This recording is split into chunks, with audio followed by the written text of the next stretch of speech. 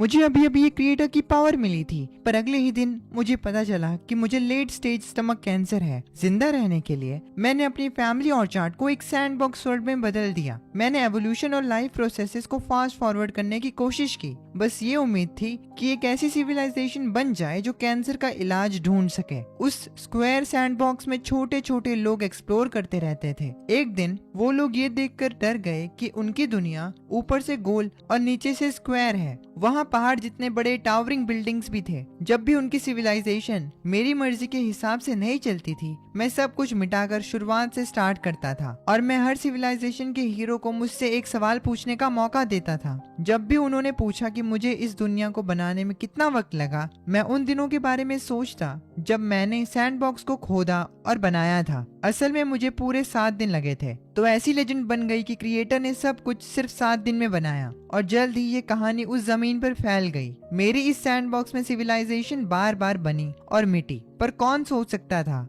इतनी शानदार सिविलाइजेशन सब एक अकेले स्टीम्ड बन से शुरू हुई होगी। शुरू में मेरे 100 एकड़ के ऑर्चार्ड सैंडबॉक्स में मैंने एक आर्टिफिशियल पॉन्ड बनाया। मैंने उसमें नमक मिलाया ताकि वो एक समुद्र बन जाए। सेंट्रल ओशन में मैंने बहुत सारे बग स्पोर्स डाल दिए। फिर मैंने सेल डिवीजन को 10,000 गुना फास्ट कर दिया। रियल लाइफ का एक दिन सैंडबॉक्स में 10,000 साल के बराबर था। फिर भी 5वें दिन तक जाकर ये सिंगल सेल्ड ऑर्गेनिज्म प्लैंकटन में इवॉल्व होना शुरू हुए। देखते ही देखते सेंट्रल ओशन क्लाउडी हो गया। तो मैंने जल्दी से स्पोर्स के साइज को कंट्रोल करने के लिए कुछ जेनेटिक लिमिट्स लगा दी। मैं उन्हें किसी बहुत बड़ी चीज में इवॉल्व नहीं होने दे सकता था। 6ठे दिन की दोपहर को 5 दिन के सिंगल सेल प्लेओजोनिक ओशन के बाद आखिरकार पानी में मल्टी सेलुलर लाइफ आ ही गई। कुछ ही मिनट्स में ऐसा लग रहा था जैसे कोई नेचर डॉक्यूमेंट्री फास्ट फॉरवर्ड पे चल रही हो। स्पीशीज सेकंड में पैदा होती और मर जाती, फिर अगली जनरेशन पैदा होती, पर सनसेट तक जैसा मैंने सोचा था सैंडबॉक्स वर्ल्ड की पहली मास एक्सटिंक्शन हो गई।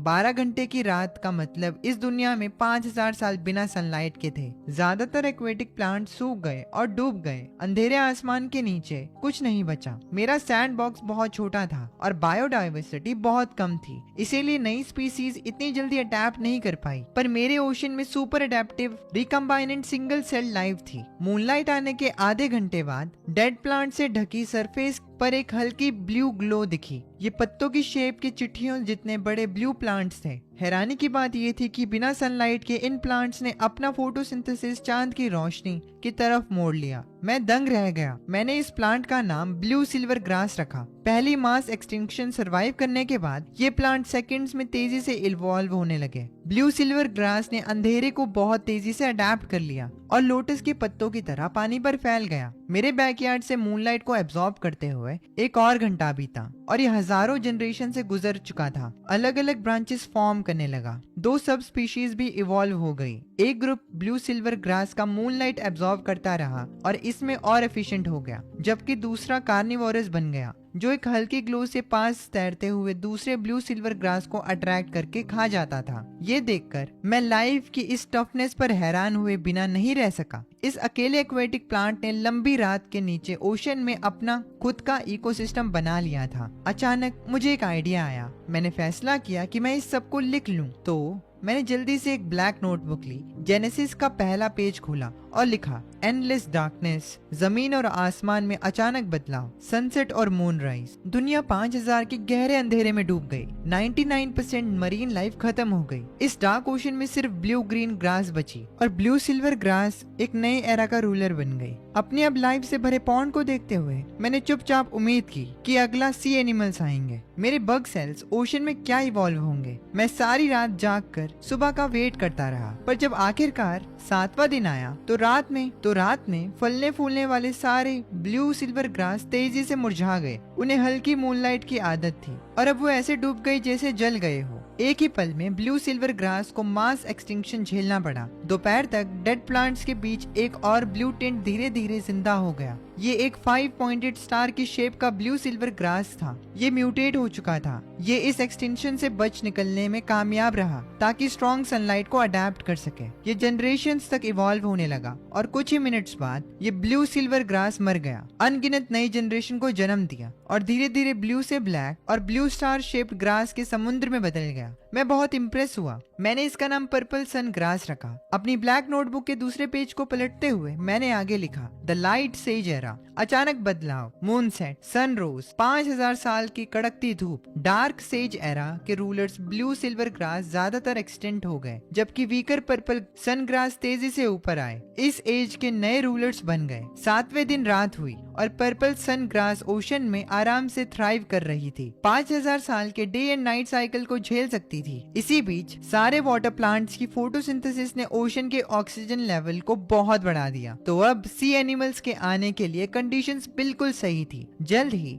Single celled ocean creatures evolve होना शुरू हुए और सबसे पहले कुछ ब्लैक बीटल लाइक एनिमल्स दिखे। उसके साथ ही एवोल्यूशन की हिस्ट्री में ओशन एनिमल्स की एंट्री हो गई। आखिरकार एनिमल्स को आते देख मैंने राहत की सांस ली और स्माइल किया। पूरी रात जागने के बाद अपनी थकी हुई बॉडी के साथ मैं वापस अपने रूम में गया और सो गया। जब मैं उठा, सैंडबॉक्स का 8वां दिन चल रहा था। मैंने देखा कि कुछ सी एनिमल्स क्राउडेड ओशन में लड़ने से खुश नहीं थे, तो वो बंजर कोस्ट के किनारे रहने वाले एम्फीबियंस में इवॉल्व हो गए। तो मैंने जल्दी से इसे नेक्स्ट लाइट सेज पेज पर रिकॉर्ड किया। The third era, the birth of animals in the new born age. पहले ओशन एनिमल्स, स्पीसीज के फलने फूलने का एक एज, जहां इनवर्टिब्रेट्स ने अपने आर्मर्ड माइंड्स के साथ रूल किया। उस एरा की डोमिनेंट स्पीसीज बन गए, पर उन्होंने ज्यादा देर रूल नहीं किया। वर्टिब्रेट्स आए, अपनी एजिलिटी का यूज करके उन्होंने कंट्रोल ले लिया, न्यू बॉर्न एज को रूल किया। वो समुद्र से बाहर निकले एक लंबी डायनेस्टी पे राज करने के लिए। ये लिखने के बाद मैंने चुपचाप अपनी ब्लैक नोटबुक बंद करी। हालांकि बंस लैंड क्रीचर्स में इवॉल्व होने वाले थे, पर मुझे कोई आइडिया नहीं था कि इंटेलिजेंट लाइफ को इवॉल्व होने में कितना वक्त लगेगा।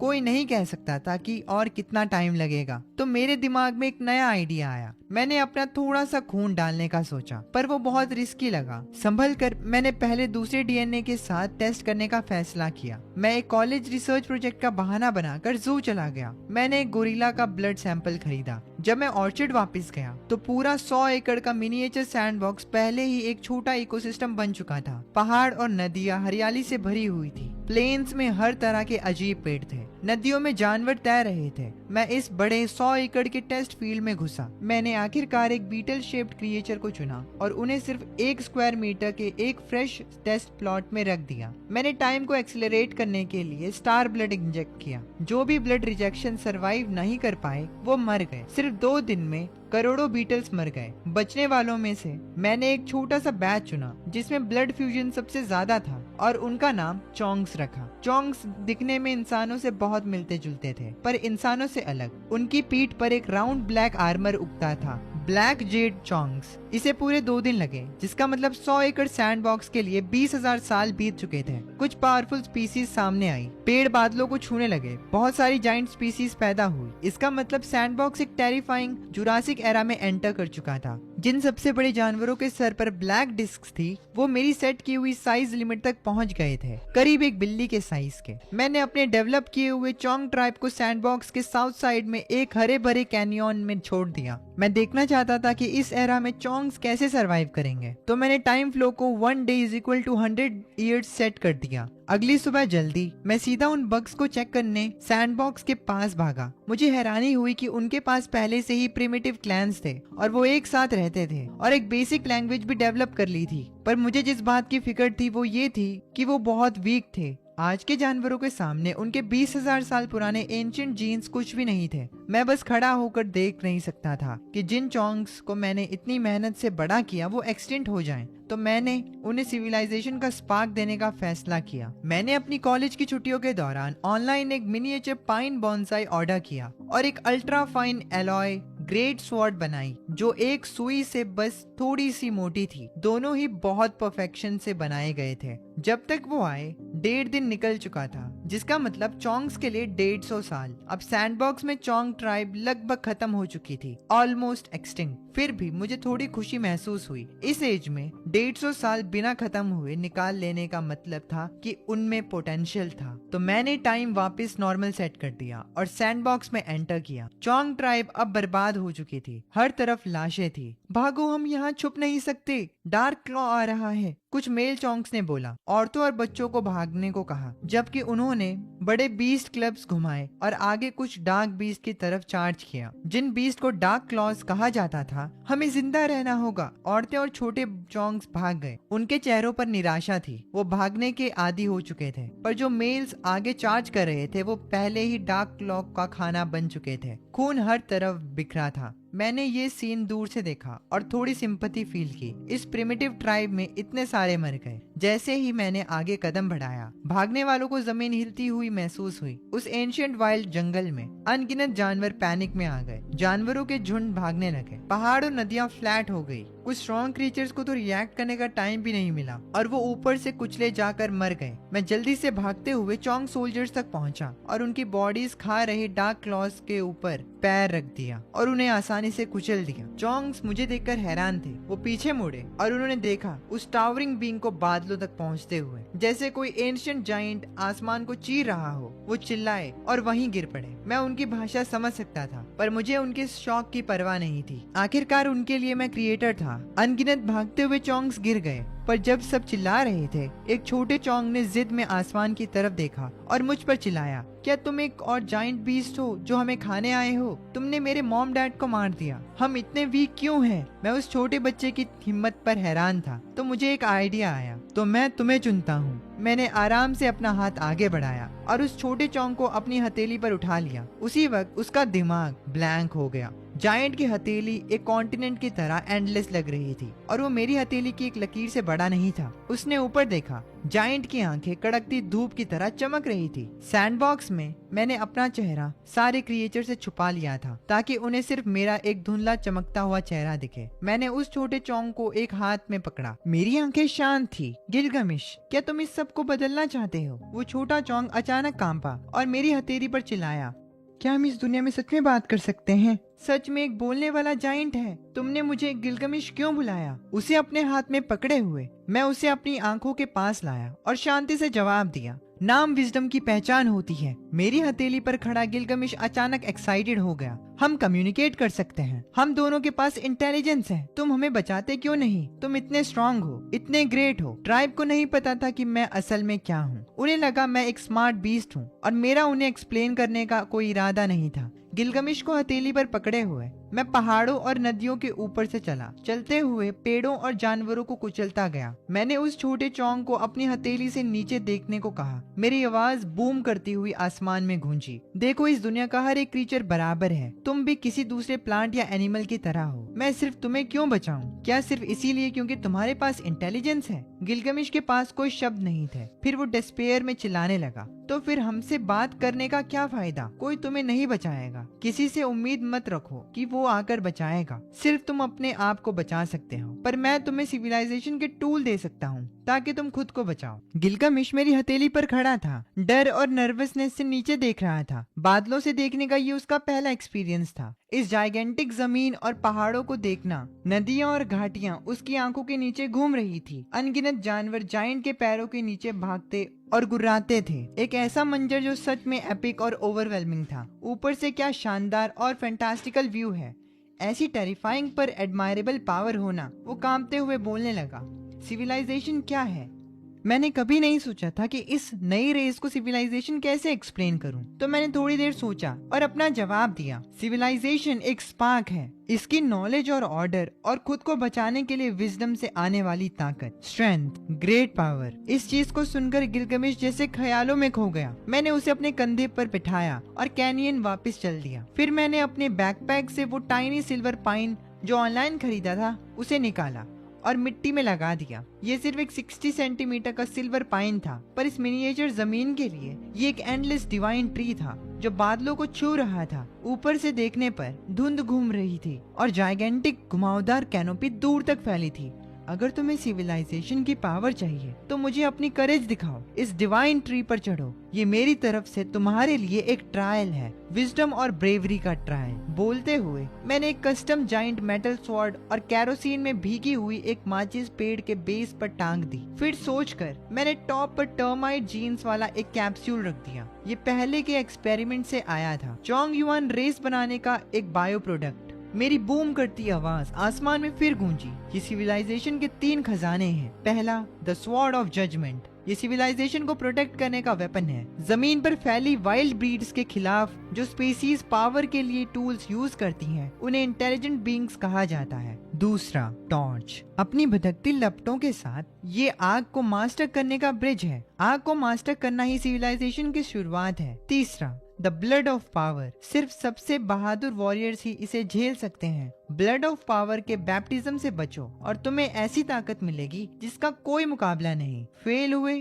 तो मारे जाओगे। अगर तुम अपने लोगों की किस्मत बदलना चाहते हो तो मशाल बुझने से पहले डिवाइन ट्री पर चढ़ो, सिविलाइजेशन के 3 खजाने हासिल करो। उसके बाद मैंने आराम से उस यंग चोंग युआन को जमीन पर रख दिया। फिर जब वो आश्चर्य से देखने लगा, मैं पहाड़ों के ऊपर से चलकर निकल गया। जैसे ही मैं ऑर्चर्ड के बाहर निकला, मैंने तुरंत सैंडबॉक्स का फ्लो 100 टाइम बढ़ा दिया। तो वो छोटी माचिस जो सिर्फ कुछ सेकंड्स जल सकती थी, सैंडबॉक्स के क्रिएचर्स के लिए दिनों तक जलती। उसके बाद मैंने अपने टेलीस्कोप का यूज किया और डिवाइन ट्री के नीचे का सीन क्लियरली देखा। यंग गिलगमिश ने डिटर्मिनेशन के साथ पेड़ पर चढ़ना शुरू कर दिया। मेरे लिए उसके मूवमेंट बस एक ब्लड थे। वो कुछ सेकंड्स में अनगिनत बार गिरा, फिर वापस चढ़ता रहा। 10 सेकंड्स या उसके आसपास वो आखिरकार ट्री टॉप पर पहुंच गया। पर असल में सैंडबॉक्स में गिलगमिश के लिए उसे याद नहीं था कि वो कब से चढ़ रहा था या कितनी बार फेल हुआ। डिवाइन ट्री के टॉप पर हरे भरे क्राउन पर खड़े होकर गिलगमिश ने तलवार ऊपर उठाई। ऐसा लग रहा था जैसे कुछ कह रहा हो। फिर जल्दी से वापस एक ब्लर बन गया और पेड़ से नीचे उतर गया। मैं क्यूरियस था तो मैंने अपनी क्रिएटिव पावर का यूज करके ट्री टॉप का सीन रिप्ले किया। गिलगमिश को पेड़ पर जीत हासिल करते देख स्वॉर्ड ऑफ जजमेंट को अपने सर के ऊपर उठाते हुए उसने नीचे के क्रिएचर्स और सीनरी को देखा। उसकी पीठ का ब्लैक आर्मर चमक रहा था। उसका डिटरमाइंड चेहरा कॉन्फिडेंस से भरा था और इक्वल विजडम थी। एक दिन हम उस वाइज जाइंट बीस्ट की तरह बनेंगे। हर क्लैंसमैन डिवाइन पावर से भरा होगा, अनगिनत बीस्ट को डरा कर भगाने के काबिल। मैं अपने लोगों को टॉप पर ले जाऊंगा और इस जमीन पर सिविलाइजेशन का स्पार्क फैलाऊंगा। एंशिएंट डिवाइन ट्री के टॉप पर ये पल हमेशा के लिए अमर हो गया। लाखों साल बाद इस जमीन पर एक वक्त में फ्लोरिशिंग पर फ्लीटिंग एंशिएंट यनली डायनेस्टी हुआ करती थी। लोगों ने आर्कियोलॉजी के थ्रू पुराने महान राजाओं द्वारा लिखी गई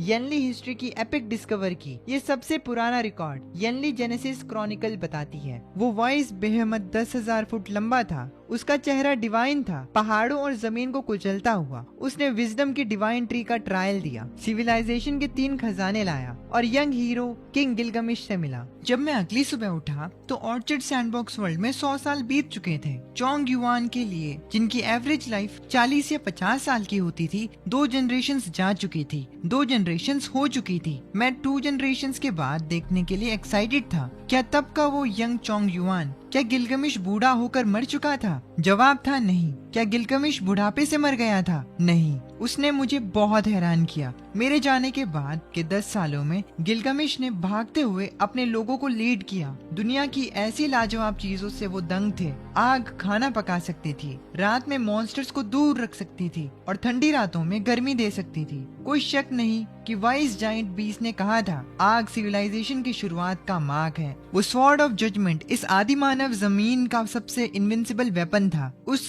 शार्प ब्लेड के साथ गिलगमिश ने अनगिनत वाइल्ड बीस्ट को मारा, अपने लोगों को जिंदा रखा और आखिरकार उन्हें पलट कर वार करने की पावर दी। दूसरे डेकेड में दूसरा गिलगमिश अपनी जवानी से आगे निकल चुका था। 30s में आकर वो स्ट्रॉन्ग और लंबा हो गया, अपनी काइंड का सबसे ग्रेट हंटर, जिसे उसकी ट्राइब ने हीरो किंग नाम दिया। उसने जमीन को जलाकर उपजाऊ बनाने के लिए आग का भी यूज किया और प्रिमिटिव फार्मिंग शुरू की। वो एरोगेंट, प्राउड और ओवरबियरिंग था। दुनिया उसके आसपास घूमती थी। वाइस जाइंट बीस्ट ने उसे तीनों ट्रेजर्स सौंपे थे। उसे क्लीनली पता था कि सिविलाइजेशन, हिस्ट्री और नॉलेज को पास ऑन करने का नाम है, तो उसने ब्रेवली अपनी रेस की हिस्ट्री को रिकॉर्ड करने के तरीके बनाए।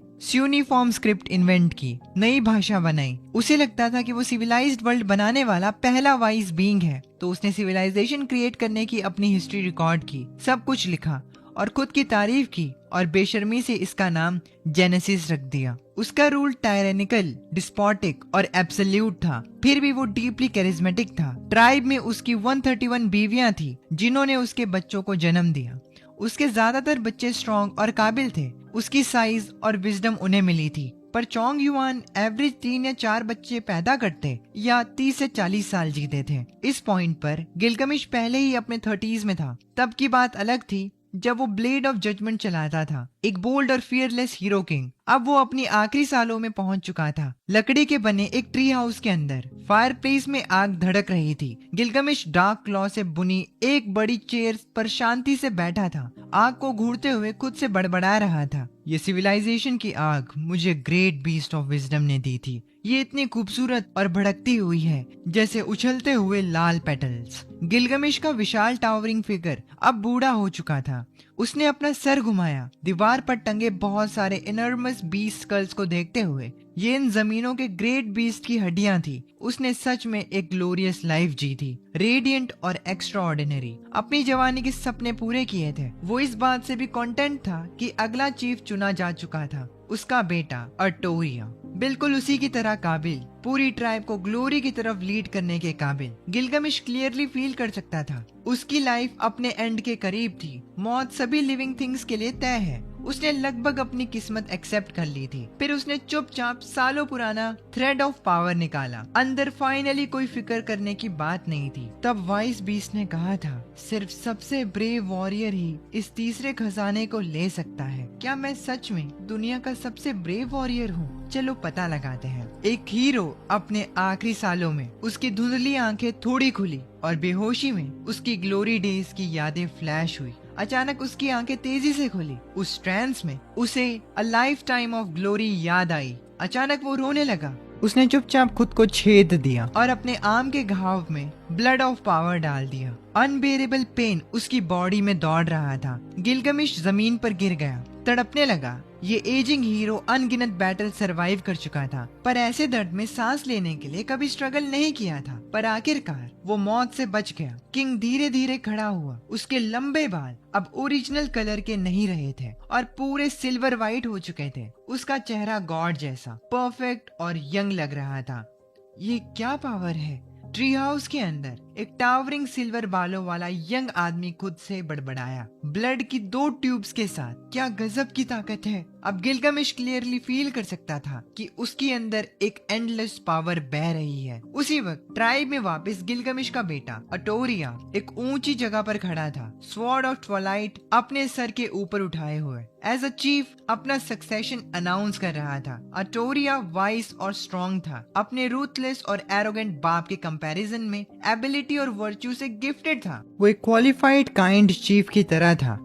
गिलगमिश ये भी समझता था वो बुढ़ापे में अपनी पोजीशन छोड़ने को तैयार था, पर अब चीजें अलग थी। अर्टोरिया बहुत काइंड था, सब उसे प्यार करते थे। उसने अपने बाप को काफी रिस्पेक्ट दी। उसका कभी अपने बाप की पोजीशन छीनने का इरादा नहीं था, पर गिलगमिश कोई भी लूज एंड नहीं छोड़ना चाहता था। मैं वापस आ गया हूँ, मैं अभी भी चीफ हूँ। उस दिन खून बहा, यानी ट्राइब में चीखें गूंजी। हीरो किंग गिलगमिश ने अपने बेटे को मारकर गद्दी वापस ली। उसने दूसरी जिंदगी जी। गिलगमिश की दूसरी लाइफ के पहले डेकेड में उसने लोगों को पत्थर से घर बनाना सिखाया। चोंग युआन क्लैन फॉर्मली बिना ब्लड ऑफ पावर यूज किए टूल्स से बीस से लड़ने के एज में एंटर हुआ। गिलगमिश को टर्माइट लाइक मेमोरी मिल गई थी। एक सेंचुरी पुराने जाइंट पेड़ को आसानी से उखाड़ सकता था और उसमें पहाड़ हिलाने की ताकत थी। उसने जाइंट बीस्ट को रेजिस्ट करने के लिए लोगों को लीड किया। 13 साल की वॉर के बाद उसने इस लैंड के सबसे टेरिफाइंग बीइंग को चैलेंज किया, जो अपनी अल्टीमेट स्ट्रेंथ के लिए जाना जाता था, बीस्ट किंग फेनबा। 100 मीटर्स लंबा फेनबा इस कॉन्टिनेंट के बीस्ट का डोमिनेंट किंग था। वही क्रीचर्स जो मेरी सैंडबॉक्स की अपर साइज लिमिट तक इवॉल्व हुआ था। गिलगमिश 3 दिन और रातों तक फेनबा से लड़ा। जमीन फट गई, घाटियां घिर गई, अनगिनत जाइंट बीस्ट जंगल से भाग गए। उस दिन गिलगमिश खून से लथपथ था। एक हाथ में स्वॉर्ड ऑफ ट्वाइलाइट पकड़ी थी, दूसरे हाथ से फेनबा की मैसिव लाश को घसीट कर घर ला रहा था। अपने एक हाथ की ताकत से वो पहाड़ जितने बड़े बीस्ट की बॉडी घसीट सकता था। सभी ट्राइब्स के लोग प्राउड थे, पूरी तरह दंग थे और उसके लिए गाना लिखे, उसकी ताकत के गुणगान गाए। वो अब तक का सबसे माइटी हीरो किंग था। मैं एक नेशन बनाऊंगा। जब वो लौटा उसने अपने लोगों की तरफ देखा और अचानक डिक्लेयर किया। ट्राइब एक्साइटमेंट से भर गई, लोग खुशी से रो पड़े। उन्हें अच्छी तरह पता था कि इस महान हीरो किंग की लीडरशिप में उनके दुख के दिन खत्म हो गए थे। अब सैवेज बीस्ट का डर नहीं था, सिविलाइजेशन का एक नया एरा शुरू हो चुका था। हिस्ट्री जीतने वाले लिखते हैं, गिलगमिश ने अपने बेटे के खिलाफ अपनी क्रूएलिटी का जिक्र नहीं किया, सिर्फ जेनेसिस स्क्रोल्स में अपने महान कामों की तारीफ की और यनली डायनेस्टी के क्रॉनिकल्स में फ्लेम एम्परर के एरा में रिकॉर्ड्स कहते हैं कि गिलगमिश ने ब्लड ऑफ पावर लिया और लेजेंडरी बीस्ट फेनबा को मारा, जाइंट बोल्डर्स हटाए और पहली सिटी स्टेट लिशर सिटी बनाई। जैसे जैसे टाइम बीता, पूरे लैंड को कॉन्करर ना कर पाने की वजह से गिलगमिश ने सिविलाइजेशन बिल्ड करने पर फोकस किया। उसने बिना थके काम किया। वो पहले जैसा कैरिज्मेटिक था, पर अब पहले से ज्यादा रूथलेस हो गया था। उसने करेंसी इन्वेंट की, लैंग्वेज परफेक्ट की, सिटीज बनाई, पर लोगों को स्टेटस के हिसाब से बड़ी बेरहमी से रैंक भी किया। उसने नेशन के रिसोर्सेस वेस्ट किए, बहुत से वॉरियर्स को दुनिया का एज एक्सप्लोर करने भेजा। वो लोगों का ग्रेट हीरो किंग था, पर एक पूरा टायरेंट भी था। यानी डायनेस्टी का ईयर 87। गिलगमिश अब 127 साल का था। लिशर किंग सिटी पहुंच गया। मिलियंस में टेरिफाइंग पॉपुलेशन, अनगिनत गुलामों का यहाँ ट्रेड होता था। एक ग्लैडिएटर अरीना भी बनवाया गया। नोबल्स उस स्पिक स्पेक्टिकल को एंजॉय करते। पुरानी ट्राइब्स के लोग कब के मर चुके थे, सदियां बीत चुकी थी। उनके बच्चे और पोतों को अब अपने एंसेस्टर्स का हार्डशिप याद नहीं था। वो कंफर्ट में धीरे धीरे डिके हो गए। पर ओल्ड यनली किंग अभी भी स्ट्रॉन्ग था। लिशर किंग के हॉल के अंधेरे में एक लंबा हैंडसम आदमी सफेद हड्डियों के थ्रोन के सामने शांति से खड़ा था। उसके ठीक बगल में legendary sword of Twilight, Yanli के महान राजा, सिटी स्टेट लॉर्ड गिलगमिश। हमने सारी जमीन एक्सप्लोर कर ली है। पैलेस ऑफिशियल हैनमिंग थोड़ा झुका, पूरे जोश के साथ बोलते हुए। इस लैंड का हर एक इंच। हानमिंग फिर झुका, एक्साइटेड होकर, पिछले सालों का सब कुछ डिटेल में बताते हुए। हमारी दुनिया कैसी है? हानमिंग आगे घूरता रहा। उसकी तेज नजरें जैसे पैलेस के एक सीलिंग से आसमान को देख सकती थी। एक बार जब वो एक्सप्लोरर्स हर डायरेक्शन से निकले, डेकेड्स तक ट्रैवल करते रहे, कई मर गए और कभी वापस नहीं आए। आखिरकार आज हमें दुनिया का असली शेप पता चल गया। हानमिंग ने ड्रामेटिकली जेस्चर किया। हमारी दुनिया ऊपर से एक डोम है और नीचे से स्क्वायर। आसमान एक हाई एंडलेस आर्क है, जमीन एक परफेक्ट स्क्वायर है, सेंटर में एक वास्ट ओशन है जिसके आसपास पहाड़ और नदियां हैं। इस विशाल जमीन पर सबसे फास्ट बीस्ट पर भी स्ट्रेट लाइन में ट्रेवल करने पर दुनिया के एक एंड से दूसरे एंड तक जाने में 20 साल से ज्यादा लगेंगे। गिलगमिश थ्रोन पर चुपचाप बैठा रहा, फिर बोला, ठीक है, तुम जा सकते हो। जी माय लॉर्ड। हानमिंग उठा और चला गया, फिर अचानक रुका, पीछे मुड़कर अपने किंग को एडमिरेशन से देखने लगा। इस महान हीरो किंग ने उन्हें केव से बाहर निकाला, ट्राइब बनाई, फार्मिंग से टूल्स की एज तक ले गया और फिर सिटी स्टेट एरा तक। उसने सबसे फियरसम बीस्ट किंग 100 मीटर्स के फेनबा को मारा और एक के बाद एक सिविलाइजेशन को गाइड किया। 30 साल से भी ज्यादा पहले हानमिंग बस एक जवान वॉन्डरर था जिसे किंग ने पैलेस बुलाया और सिटी स्टेट का मैप्स बनाने का ऑर्डर दिया। और 30 साल बाद वो अपना टास्क पूरा करके लिशर किंग सिटी वापस आया। अब वो कोई जवान नहीं था, बल्कि एक कांपता हुआ बूढ़ा जिसकी आंखें धुंधली थी और वो ज्यादा दिन नहीं जिएगा। पर योर मैजेस्टी अभी भी बिल्कुल पहले जैसे हैं। बुढ़ापे का कोई नामो निशान नहीं है। वो गिलगमिश की तरफ पलटा और कहने लगा, आप सच में महान राजा हैं। हानमिंग की बॉडी कांप रही थी, उसकी आंखें डिवोशन से जल रही थी। अब 100 साल से ज्यादा हो चुके हैं एंड किसी को नहीं पता कि गिलगमिश कितना स्ट्रॉन्ग है। शायद फ्यूचर में किसी दिन ये इमॉर्टल, कभी ना मरने वाला राजा यंगलिंग लोगों को सिविलाइजेशन के नए एज में ले जाएगा।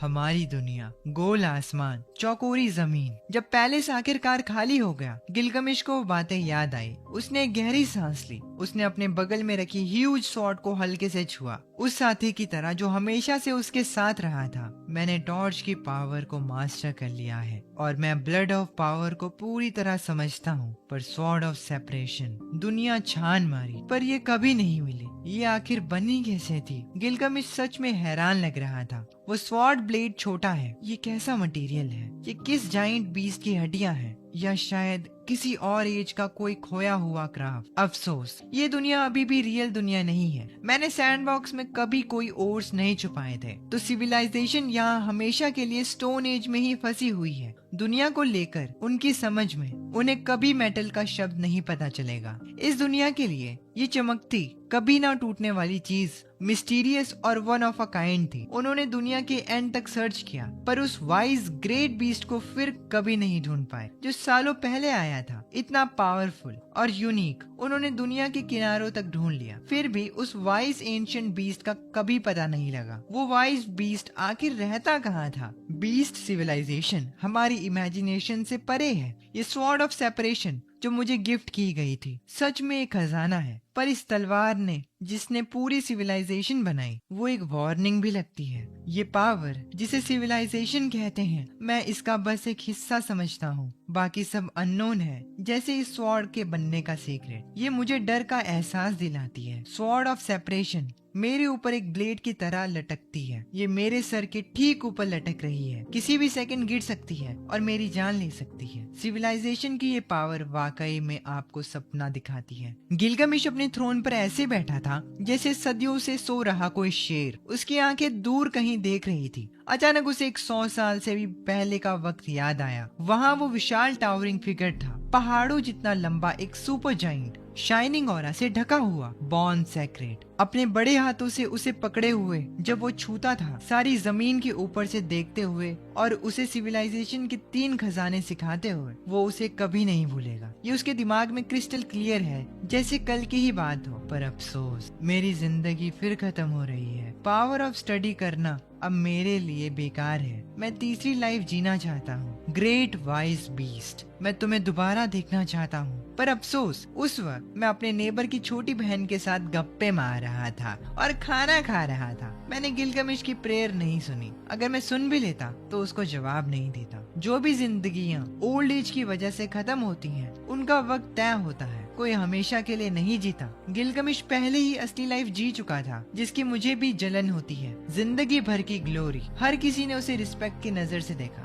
अब उसके पास रिग्रेट करने के लिए बचा ही क्या था? पर मैंने फिर भी जिंदा रहने के लिए गिलगामेश की चाहत को अंडर एस्टिमेट किया। एक बार मरने का दौर और रिबर्थ झेलने के बाद उसे मौत से पूरी तरह डर लगता है। ये हीरोइक किंग एक और लाइफ चाहता था, कैपिटल से दूर। ईयर 102, गिलगामेश 142 ईयर्स का। ये लेजेंडरी किंग पहले ही किसी नॉर्मल ह्यूमन की 3 जिंदगियां जी चुका था, पर उसके चेहरे पर बुढ़ापा आने लगा था। वो शॉक था। उसके गुस्से ने पूरे देश को हिला दिया। उसने सबको ऑर्डर दिया कि वाइस बीस्ट को ढूंढना शुरू करें और हर तरह के टैलेंटेड लोगों को पोशंस बनाने और डार्क मैजिक रिसर्च करने के लिए बुलाया। एक टाइम के लिए जंगलों में बहुत सारे वाइल्ड बीस्ट का शिकार किया गया। उनके सारे पार्ट्स एक्सपेरिमेंट्स के लिए यूज किए गए। द डार्क लॉ जो कभी हर जगह होता था, लगभग खत्म कर दिया गया। हिस्ट्री इस टाइम को एरा ऑफ टायरेंट स्टेट्स कहती है। 13 साल बाद एक कोर्ट सॉर्सरर ने लंबी उम्र का एक पोशन बनाया। उसने काम किया और गिलगामेश और ज्यादा जिया, पर जल्द ही वो उसके लिए रेजिस्टेंट बन गया। इसे कुछ बार यूज करने के बाद इसने काम करना बंद कर दिया। गिलगामेश फिर से मौत की तरफ खिसकने लगा।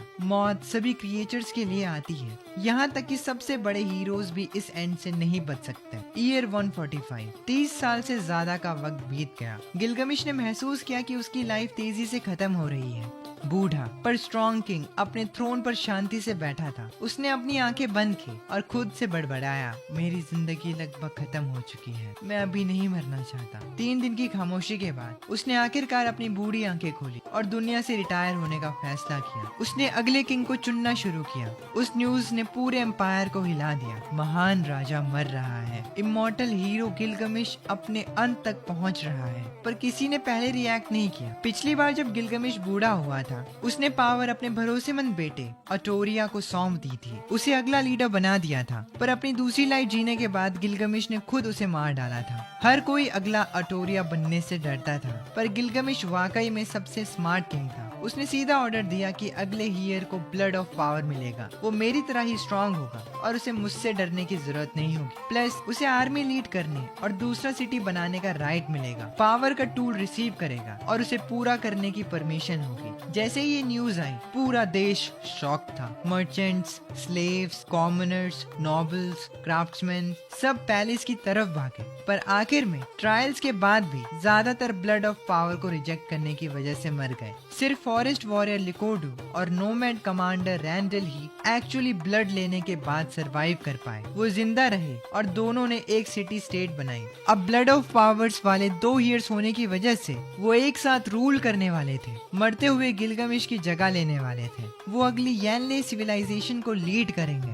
सिविलाइजेशन गिलगमिश के साथ शुरू हुई थी, पर वो उसके साथ खत्म नहीं हो सकती। यानी डायनेस्टी का ईयर 175। 3 किंग्स ने एक साथ रूल किया। उन्होंने एम्पायर को एक मानकर चलाया। यानले सिटी स्टेट अपने ऑल टाइम हाई पर था। अचानक गिलगमिश को सच में मौत का एहसास हुआ। उसने अपने फाइनल स्ट्रगल शुरू किया। उसने सभी क्राफ्ट्समैन को बुलाया और मार्टर किंग हॉल से भी ज्यादा शानदार एक टेंपल बनवाया, द वाइज पीस टेंपल। इस विशाल पत्थर के मंदिर में एक जाइंट गॉड का टावरिंग स्टैचू खड़ा था, शाइनिंग और एंडलेस। जाइंट ने एक हाथ से यंग हीरो किंग गिलगमिश को पकड़ा हुआ था। उसकी आंखें नरमी से चमक रही थी। पूरी जमीन पर नीचे देखते हुए उसमें से एक इनक्रेडिबल डिवाइन आभा निकल रही थी। उस दिन गिलगमिश ने अपने मिनिस्टर्स को लीड किया। उसने अपने मिलियंस लोगों को लीड किया। पूरे देश ने वाइस बीस्ट की पूजा की, ये उम्मीद करते हुए कि ग्रेट मास्टर ऑफ विजडम उनकी सिंसियरिटी को महसूस कर सके। काश वो मरने से पहले एक बार वाइस बीस्ट को देख सके। गिलगमिश का बूढ़ा चेहरा अचानक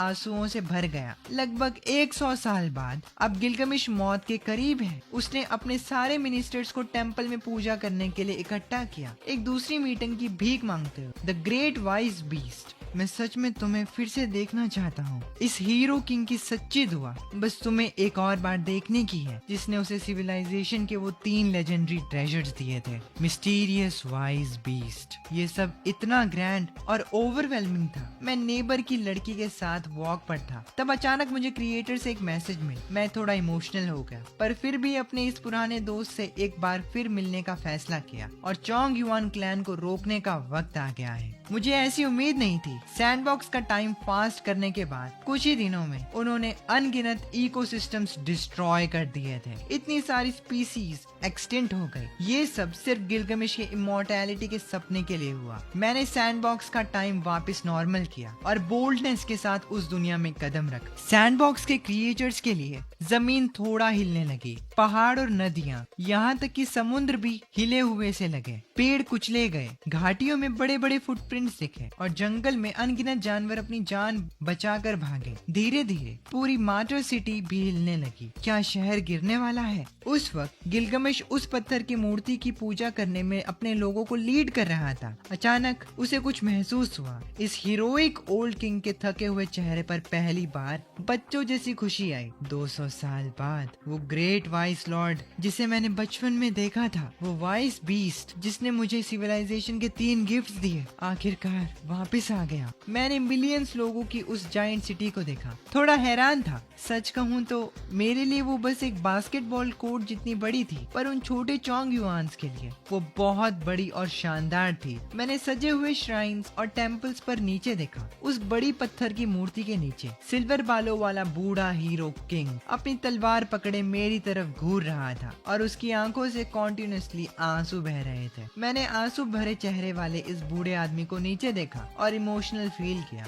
बरसों पहले वो यंग चोंग युआन जिसे मैंने कभी अपने हाथों में पकड़ा था, उस बड़े पेड़ की चोटी पर खड़ा होकर आसमान की तरफ तलवार उठाकर चिल्लाया था। वो अब बूढ़ा हो चुका था, लाइफ के एंड तक पहुंच रहा था। फिर भी उसकी जवानी का फाइटिंग स्पिरिट लगता था जैसे कल की ही बात हो। गिलगमिश, इन सालों में तुम कैसे रहे? मैंने सॉफ्टली पूछा। मेरी आवाज दूर बादलों को चीरते हुए और नीचे की उस बिजी मार्टर सिटी पर आकर गिरी। गिलगमिश ने सपोर्ट के लिए अपनी हॉली स्वॉर्ड को कसकर पकड़ा। उसकी पूरी बॉडी कांप उठी। मैं ठीक हूँ। उसका गला सूखा और रेस्पी था। जब उसने आसमान की तरफ देखा, उसके सामने वो टावरिंग जाइंट जिसे पहले भी देखा था आज भी उतना ही ब्रेथ टेकिंग था। ये विशाल क्रीचर सीधा बादलों के ऊपर जा रहा था। ऐसा लग रहा था जैसे इसने खुद आसमान को होल्ड कर रखा हो। एक चौंधियाने वाली रोशनी उसके चेहरे पर हॉली रेडियंस के साथ बादलों से छन कर आ रही थी। उसकी शान को प्रॉपरली देखा भी नहीं जा सकता था। जाइंट ने पूरे शहर को नीचे देखा।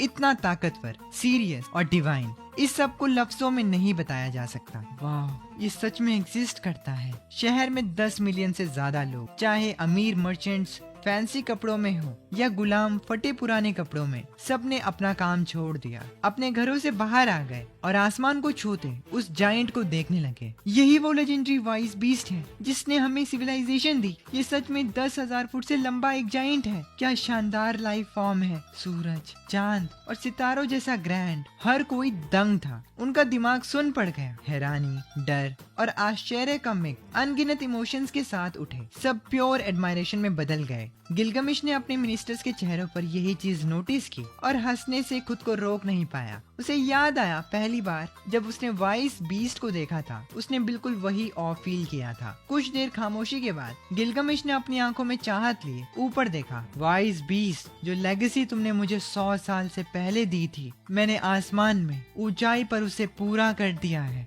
मुझे लगा जैसे मैं टाइम ट्रेवल कर रहा हूँ। जायंट की आवाज बादलों से आई, नीचे सब तक पहुँचती हुई। तुम्हारे अचीवमेंट्स फ्लेम एम्परर की हिस्ट्री में रिकॉर्ड किए जाएंगे। जेनेसिस की बुक में तुम येनलिंग सिविलाइजेशन की हिस्ट्री के पहले ग्रेट हीरो किंग हो गए। आने वाली पीढ़ियां तुम्हारे लिए गाना गाएंगी। गिलगमिश, मरने के बाद सदियों तक की ग्लोरी एपिक स्टोरीज में जिंदा रहेगी। मुझे वो नहीं चाहिए। गिलगमिश एक्साइटेड हो गया। तो फिर तुम्हें क्या चाहिए? मैं तुम्हारी तरह हमेशा जिंदा रहना चाहता हूँ। गिलगमिश ने ऊपर टावरिंग जायंट की तरफ देखा जिसमें पूरी लॉन्गिंग थी। मैं सब कुछ छोड़ने को तैयार हूँ, कोई भी कीमत चुकाने को। प्लीज मुझे इमॉर्टैलिटी का राज दे दो। ये सुनकर मैं शांत रहा। इस वक्त इस किंग के पास इस दुनिया में लगभग सब कुछ था। इज्जत, पावर, पैसा, यहाँ तक कि खुद पूरी दुनिया भी। और वो फिर भी सेटिस्फाइड नहीं था। मैं खुद भी इमॉर्टल होना चाहता हूँ। मैं भी टर्मिनली इल हूँ, मौत की कगार पर खड़ा। मैं गिलगमिश की एपिक लाइफ का एंड कर रहा हूँ। वो हीरोइक लाइफ एक लेजेंड की तरह थी। गिलगमिश,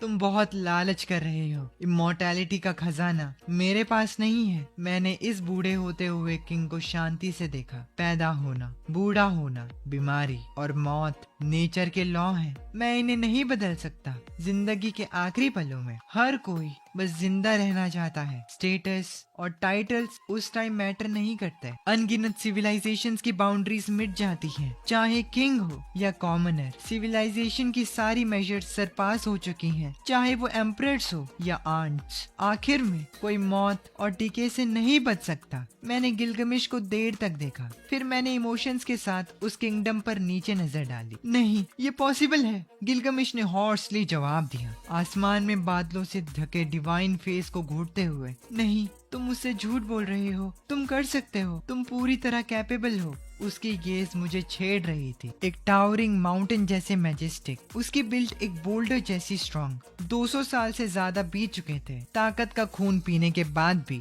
वो बूढ़ा हो गया था, पर टाइम ने कभी इस ग्रेट जाइंट पर अपना निशान नहीं छोड़ा। उसके लिए टाइम कल जैसा लगता है। उसकी आंखों में वाइज बीस्ट इमॉर्टल है। क्या इनक्रेडिबल पावर है। कितनी जलन पैदा करने वाली लॉन्गेविटी। गिलगमिश के होठ कांपे। उसने अचानक अपना सर पीछे किया और दहाड़ा, तो तुम इसीलिए आए क्योंकि मैंने तुम्हें बुलाया था मेरी मौत का तमाशा देखने के लिए। एक मामूली तरस खाने वाली जिंदगी, डर और कांपते हुए मरना। गिलगमिश, मैं यहाँ तुम्हें विदा करने आया हूँ।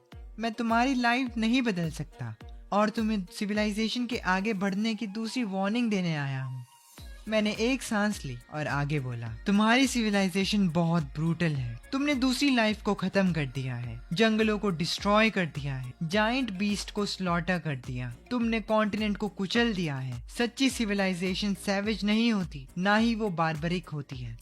मैं तुमसे कह रहा हूँ कि ये मारना बंद करो, स्लॉटर रोको। हालांकि गिलगमिश बूढ़ा था, पर वो अभी भी स्ट्रॉन्ग था। वो अचानक खड़ा हो गया। उसकी बॉडी कांप रही थी। उसकी आंखें आग की तरह जल रही थी और ज्यादा फियर्स हो रही थी। ये सफेद बालों वाला एल्डर अचानक और ज्यादा जोश में आ गया। उसने अचानक एक कदम आगे बढ़ाया। मरना कभी नहीं रुक सकता, मेरे कदम भी नहीं रुकेंगे। क्या तुम्हें पता है, इन सालों में जो सॉर्ट ऑफ डाइवर्जेंस तुमने मुझे दी थी वो मेरे सर पर लटकती रही। मुझे बहुत बड़ी पावर दी पर साथ ही अनमैच्ड टेरर भी। पर आज मैं उस ब्लेड को खुद नीचे गिराऊंगा। कहाँ है माइक्रोन? जेनेसिस रिकॉर्ड करने वाला हिस्टोरियन गिलगमिश के इशारों पर आगे आया।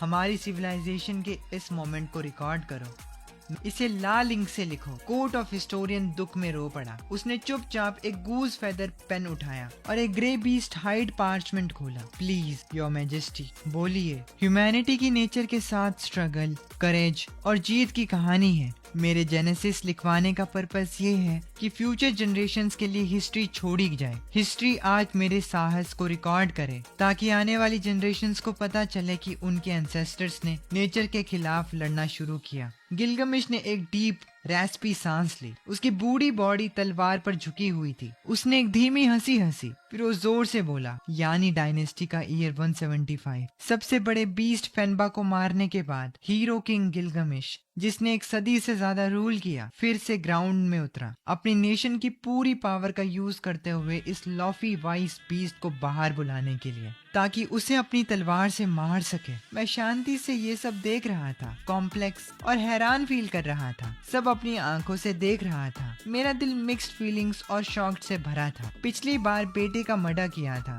इस बार वो एक गॉड पे अटैक कर रहा है। पर मैं जल्द ही शांत हो गया, एक अलग पर्सपेक्टिव से। ये एक्शन पागलपन लगता है पर असल में एक्सपेक्टेड था। अपनी पिछली नियर डेथ के बाद इस हीरो किंग ने वापस आकर अपने ही प्यारे बेटे को अपने हाथों से मार दिया था। जब मौत ने दूसरी बार डराया तो उसने मेरी तरफ अपना रुख किया, जिसने उसे सिविलाइजेशन के 3 खजाने दिए थे और अपनी तलवार निकाली। शायद शुरुआत से ही मुझे पता होना चाहिए था। जब मैंने उन कांपते हुए फॉलोवर्स में से उस एक बहादुर लड़के को चुना था, वो जिसने एक टावरिंग जायंट पर चिल्लाने की हिम्मत की थी। उसका मतलब क्या था? उसने अपनी लाइफ में कभी डर नहीं देखा था। ये नेचुरल है कि वो अब मुझ पर अपनी तलवार निकालेगा, ये उसका नेचर ही ऐसा है। मैंने कामली कहा, गिलगमिश, मैं तुम्हें आखिरी बार वॉर्न कर रहा हूँ, अपने इस पागलपन को रोक। ये बार्बरिज्म है, सिविलाइजेशन नहीं। तुम्हारा अगला कदम तुम्हें बहुत महंगा पड़ेगा।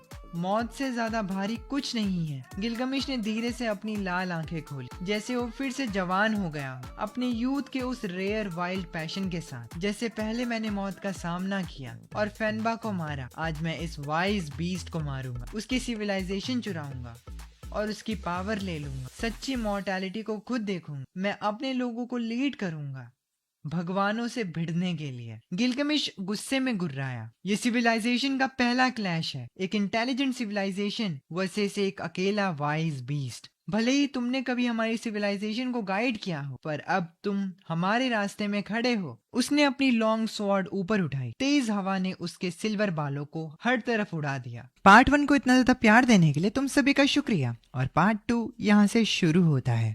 गिलगमिश ने डिसाइड कर लिया था कि वो मुझसे लड़कर ही रहेगा। अब तभी दूर बजती हुई घंटी की आवाज शहर में गूंजी। पूरा शहर जैसे फट पड़ा। लाखों सैनिक बाहर निकल आए, एकदम टाइट और डिसिप्लिन लाइंस बनाकर। मैंने ये नजारा देखकर एक सांस ली। पता चला कि 10 साल से भी ज्यादा पहले गिलगमिश मुझे मारने की तैयारी कर रहा था। आज उसने मुझे बाहर निकाल ही लिया। अगर मैं उसकी शर्तें नहीं मानता तो वो अपने लोगों के साथ मुझे मारने आता। चालाक और बहादुर। इस हिसाब से देखा जाए तो वो सच में एक महान तानाशाह था। उसी वक्त दूर मैदानों के एक मेगा सिटी में नॉमैड जनरल रैंडल शांति से महल के सामने खड़ा था। इतने दूर होकर भी वो बादलों को छूते उस विशाल जाइंट को देख सकता था। कितना शानदार और परफेक्ट लाइफ फॉर्म था। रैंडल दंग था। उसकी आंखें फटी की फटी रह गई। अगर गिलगमिश के सख्त राज में एलाइज ढूंढने की बात ना होती तो वो ताकत का वो कीमती खून किसी और के साथ क्यों बांटता? ये सब आज के ही दिन की तैयारी थी। रैंडल ने अचानक अपनी लंबी तलवार निकाली, अपना मैदानी योद्धा वाला जज्बा दिखाया। वो जोर से चिल्लाया, मार्च! इतिहास इस महान पल को याद रखेगा, यानी डायनेस्टी। साल 175 यानी लोग इस वाइज बीस्ट को मारेंगे, अमर खून पिएंगे और जीत कर वापिस आएंगे। वहीं दूसरी तरफ कैपिटल के पास सैक्रेड ट्री के सबसे ऊपर जो कभी आसमान छूता एक प्राचीन पेड़ था, जहाँ सिविलाइजेशन के 3 खजानों का ट्रायल हुआ था। अब उस प्राचीन पेड़ पर एक हरा भरा फॉरेस्ट सिटी बसा हुआ है। उस सैक्रेड ट्री की चोटी पर फॉरेस्ट वॉरियर लिकोडू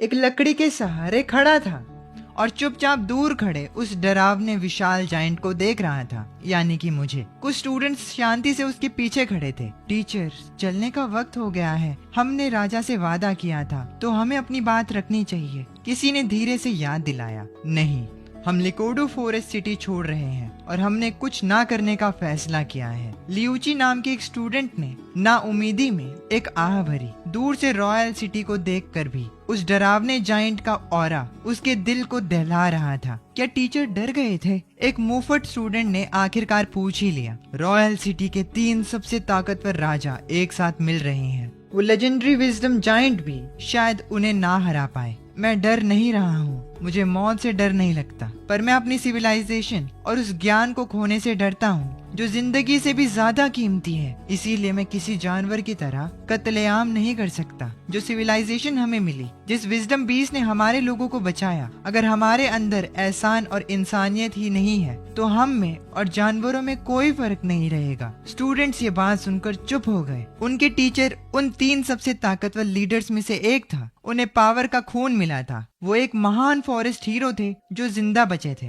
पर अब उन्होंने ऑर्डर्स ना मानने का फैसला किया था। मैं वॉर में जाने से इनकार करता हूँ। मेरी ये बात सुनकर मेरे एक स्टूडेंट को गुस्सा आने लगा, लेकिन तभी मैंने उससे कहा, ये इतना बड़ा गुनाह है कि अगर हिज मैजेस्टी जीत गए तो मेरा सर काट दिया जाएगा। मेरा सर रॉयल हॉल में ले जाना। मैं ऑर्डर्स ना मानने का गुनहगार हूँ। हिज मैजेस्टी के जुल्म को उनके रूल के खिलाफ सबूत की तरह यूज करना। मेरा तो मरना तय था ही। ये सब मेरा ही आइडिया था। कृपया रॉयल सिटी को बख्श देना। अगर विजडम बीस जीत जाता है तो मेरा सर उसके सामने पेश करना। उस महान जाइंट से माफी की भीख मांगना, ताकि उसे पता चले कि हमारे पास अभी भी सिविलाइजेशन के असली वारिस हैं, सिर्फ खूंखार जंगली नहीं। उसे रिक्वेस्ट करना कि वो हमारी नस्ल को पूरी तरह से खत्म ना करे, उम्मीद की एक किरण छोड़ दे। टीचर लिकोडू उस सैक्रेड ट्री पर खड़ा हुआ, शांति से अपने हाथ फैलाए, एक पल के लिए चुप रहे और फिर खुद को तैयार किया। खून बहा। उन्होंने अपने खुद के स्टूडेंट को कहा कि वो उसका सर काट कर जो भी जीते उसके सामने पेश करे।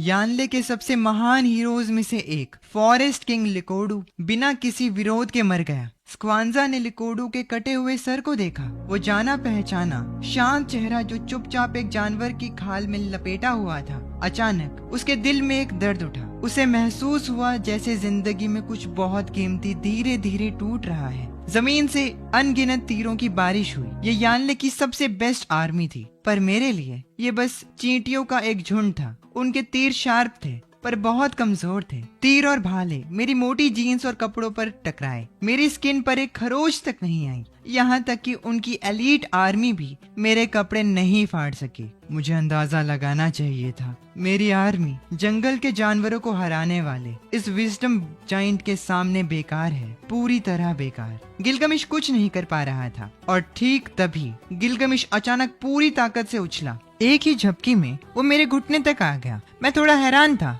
ये इंसेनली क्विक है। एक चींटी के लिए फ्ली की तरह उछलना सच में डरावनी जंप थी, काफी इम्प्रेसिव। मैंने अपने हाथ से उसे झटकाने की कोशिश की, पर हैरानी की बात यह थी कि इस ओल्ड स्वॉर्ड किंग ने बड़ी चालाकी से डॉज कर लिया। गिलगमिश हाई स्पीड में डॉज करता रहा और मेरी जीन्स पकड़कर ऊपर चढ़ने लगा। एकदम सीरियस दिख रहा था। ऊपर चढ़ते हुए गिलगमिश खुद से कहता है, तो ये है विजडम जाइंट। बस एक सिंपल से मूव ने मुझे हवा से उड़ा ही दिया था। योर मैजेस्टी, रैंडल मदद के लिए यहाँ है। सैवेज किंग रैंडल भी तभी वहाँ पहुँच गया, एक हल्की सी जंप के साथ। वो भी 7 से 8 मीटर लंबा उछला और मेरे पैर पर चढ़ गया। मैंने रैंडल को पकड़ने के लिए हाथ बढ़ाया, लेकिन मेरे पहाड़ जितने हाथ के आगे ये ग्रासलैंड किंग भी उतना ही फुर्तीला था। पूरी जिंदगी जाइंट से लड़ लड़कर बैटल हार्डेंड हो चुका था। एक मास्टर फाइटर, सच में एक ग्रासलैंड किंग। तुम दोनों काफी इम्प्रेसिव हो, पर इस टेस्ट का यही अंत है, मैंने कहा और अचानक तेजी से अपना हाथ आगे बढ़ाकर रैंडल पर एक जोर का थप्पड़ मारा।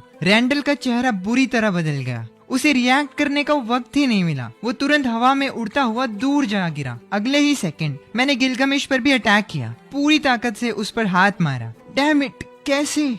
गिलगमेश का चेहरा शॉक से भर गया। उसने मुश्किल से रिएक्ट किया और एक शानदार स्वॉर्ड स्विंग से अटैक को ब्लॉक किया। मेरी हथेली उसकी तलवार से टकराई और वो हवा में उड़ता हुआ गया और तेजी से नीचे जा गिरा। बस एक ही मूव में वो हार गया। जब वो गिरा तो मैं मुश्किल से उसे खरोंच ही पाया था। एक मूव ही काफी था, वो ढेर हो गया था।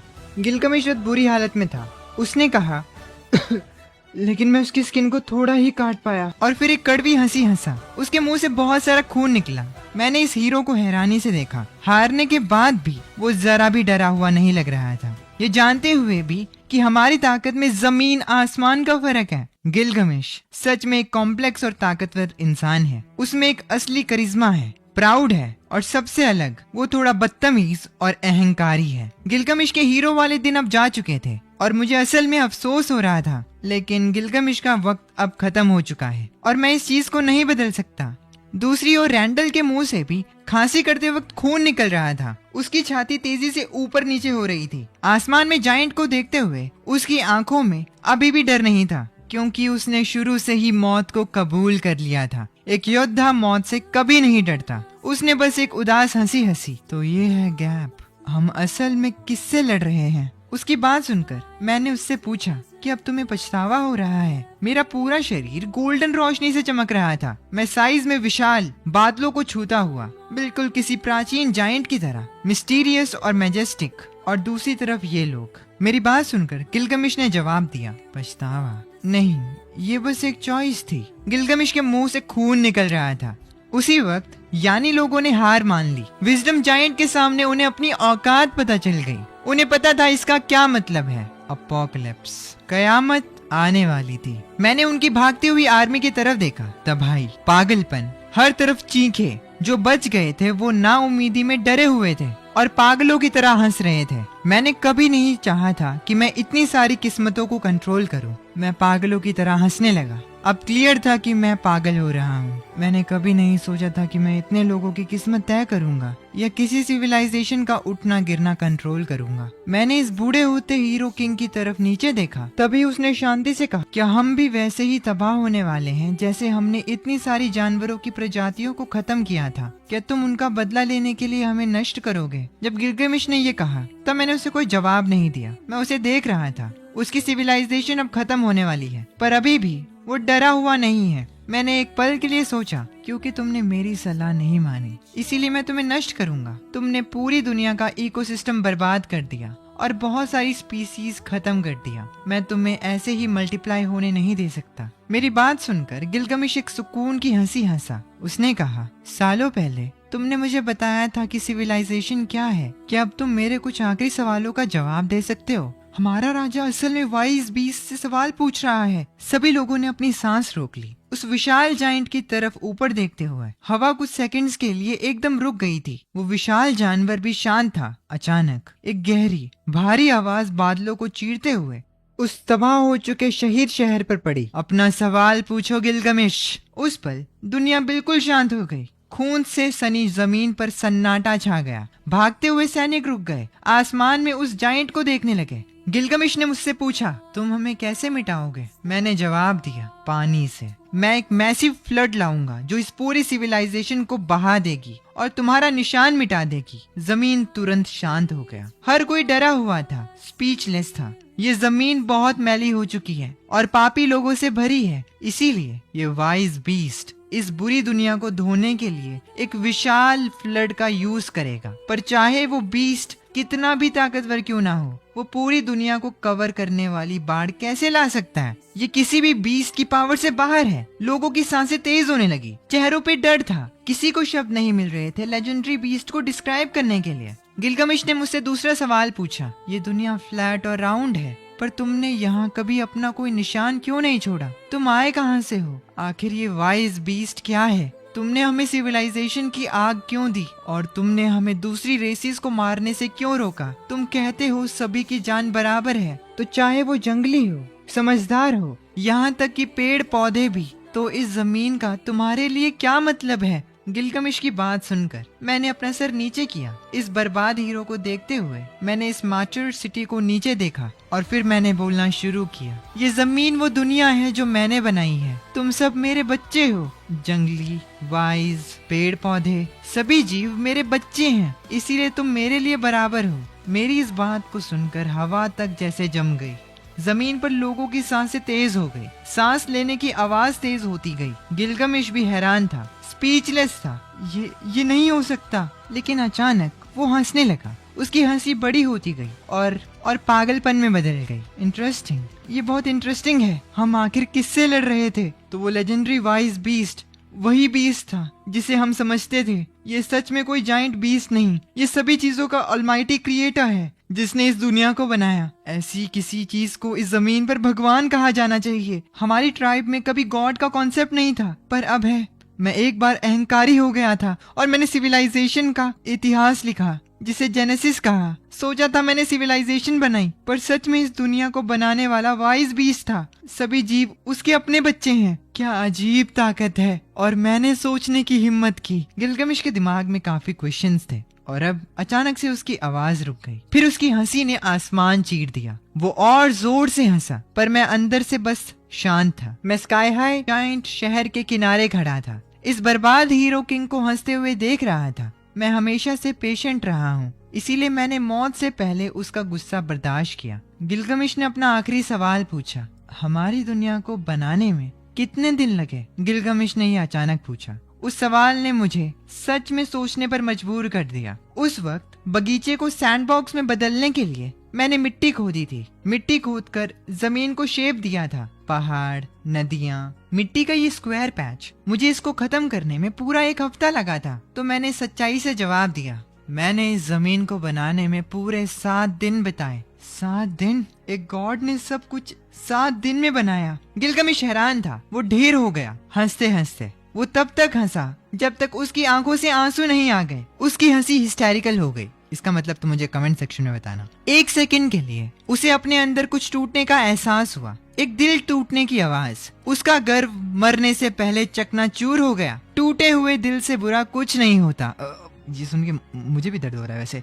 एक दिन अपनी उस पागल हंसी में उसका दिमाग धुंधला पड़ गया। उसे अचानक अपना बचपन याद आ गया। जायंट की हथेली पर खड़े होकर अपना पहला सवाल पूछा। जायंट की हथेली पर खड़े होकर उसने अपना पहला सवाल पूछा था, सिविलाइजेशन क्या है? और मैंने जवाब दिया था, सिविलाइजेशन आग है, ये नॉलेज और ऑर्डर भी है। सिविलाइजेशन सबसे बड़ी ताकत है जिसका यूज विजडम जिंदा रहने के लिए करती है। ये बातें याद करके गिलगमिश और जोर से हंसने लगा। उसकी हंसी पहाड़ियों पर फैली और नदियों और जंगलों तक गई।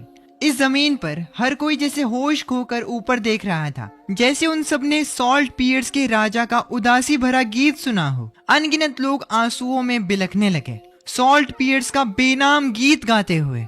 उनका महान राजा अब मर चुका है। आज के दिन मैटर सिटी के किनारे एक महान एपिक राजा गिलगमिश अपनी जिंदगी के आखिरी मोड़ पर आकर इतिहास की धूल बन गया। मैंने इस हीरो किंग को जाते हुए देखकर एक सांस ली। मैंने कभी किसी चीज के लिए लड़ना नहीं चाहा। तुम्हें जो भी चाहिए था, तुमने जो भी सवाल पूछे, मैंने सच्चाई से जवाब दिया। पर मैं तुम्हें इमॉर्टैलिटी नहीं दे सकता, यहाँ तक कि मैं खुद मरने वाला हूँ। तो कोशिश ही क्यों करूँ? सिटी के लोग आपस में बात करने लगे। राजा मर चुका है, हमारा राजा, अब तक का सबसे स्ट्रॉन्गेस्ट हीरो किंग गिलगमिश। उसने क्रिएटर पर तलवार उठाई, वो मर गया और हम हार गए। लोग रोने लगे और जान बचाने के लिए भागने लगे। मैंने ये सब चुपचाप होते हुए देखा। ये लोग दुनिया की एज तक कहाँ भागकर जा सकते हैं? इम्प्रेसिव, ये सच में अनबिलीवेबल है। इतिहास दुख की कहानियां बताता है। शहीद की सहाही शहर की ऊंची दीवार पर खड़े होकर वो महान हीरो किंग को मौत के मुंह में जाता देखता है। उसे ठंडे पसीने आने लगते हैं। जब उसे भयानक सच पता चलता है,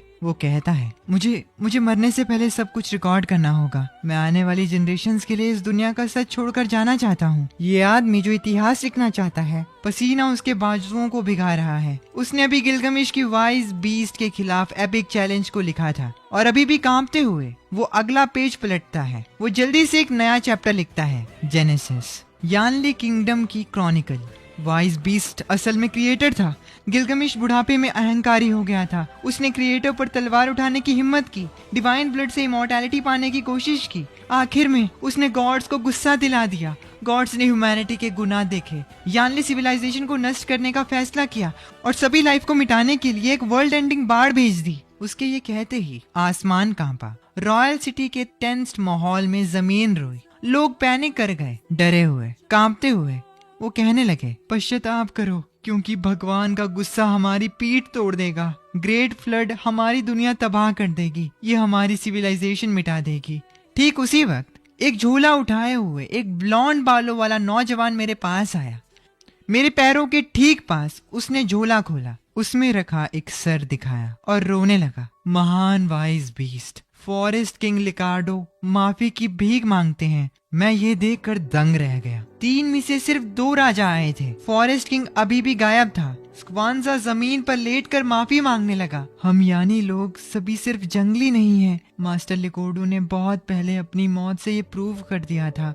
जिसने हमें कल्टीवेशन दी, उसके खिलाफ तलवार उठाने से बेहतर है रेबल करना। हम सभी इविल नहीं हैं, तो जब गॉड्स हमें सजा दें तो प्लीज यानी लोगों के लिए एक आखिरी होप छोड़ दें। फॉरेस्ट किंग के इस नेक काम को सुनकर मैंने सांस ली। मैंने सच में एक्सपेक्ट नहीं किया था कि गिलगमिश इतना पागल हो जाएगा। ना ही मेरा इन्हें पूरी तरह मिटाने का इरादा था। वो बस बहुत ज्यादा एरोगेंट हो गए थे। ऐसा पागलपन, क्रुएलिटी और सेवेजरी उन्हें अपने एक्शंस के लिए पे करना होगा। मैंने स्क्वांजा से कहा, तुम लोगों को लीड करो और महान डिवाइन ट्री से एक आर्क बनाओ। इस दुनिया के हर क्रिएचर के सीड्स ले लो, कम से कम हर एक का एक जोड़ा। जिन लोगों ने लिकोर्डो की फ्रेंडशिप शेयर की है, उन्हें आर्क पर बोर्ड करने दो। मैं दुनिया खत्म करने के लिए तुरंत फ्लड भेजूंगा। ये कहकर मैं मुड़ा और वहाँ से चला गया। लोग अभी भी इमोशन से कांप रहे थे। हम लड़ाई हार गए, पर हमारा किंगडम खत्म नहीं हुआ।